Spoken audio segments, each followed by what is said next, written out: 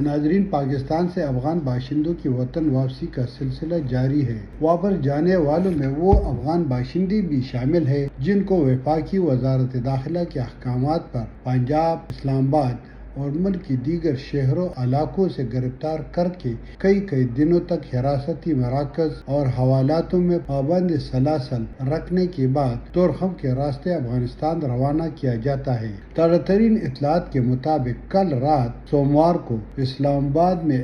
15 اگست 2021 سے مقیم افغانستان کے خاتون صحافی فرشتہ عزیزی، جو فرشتہ سدید کے نام سے بھی جانی اور پہچانی جاتی ہے، کو پولیس نے گرفتار کر کے ایک حراستی مرکز منتقل کر دیا ہے۔ وفاقی وزارت داخلہ کے فیصلے کے مطابق فرشتہ سدید کو کئی دنوں تک حراستی مراکز میں رکھنے کے بعد طورخم کے راستے افغانستان منتقل کر کے وہاں برسراقتدار طالبان حکمرانوں کے حوالے کیا جائے گا۔ فرشتہ سدید پہلے ہی سے طالبان مخالف گروپ کی فہرست میں شامل ہے۔ اسلام آباد میں صحافیوں کے تحفظ کے لیے قائم تنظیم فریڈم نیٹ ورک کے سربراہ اقبال خٹک نے فرشتہ سدید کی گرفتاری کی تصدیق کرتے ہوئے کہا کہ وہ پاکستانی حکام کے ساتھ رابطے میں ہیں تاکہ فرشتہ سدید کو نہ صرف رہا کیا جائے بلکہ انہیں افغانستان زبردستی بھجوانے سے بھی روک دیا جائے۔ یاد رہے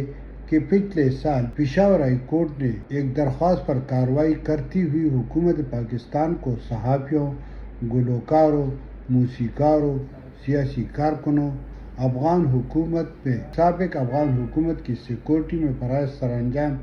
دینے والے اہلکاروں، افسران اور خواجہ سراؤں کو زبردستی افغانستان نہ بھجوانے کی ہدایت کی ہے۔ شمیم شاہد، میدان ڈیجیٹل، پشاور۔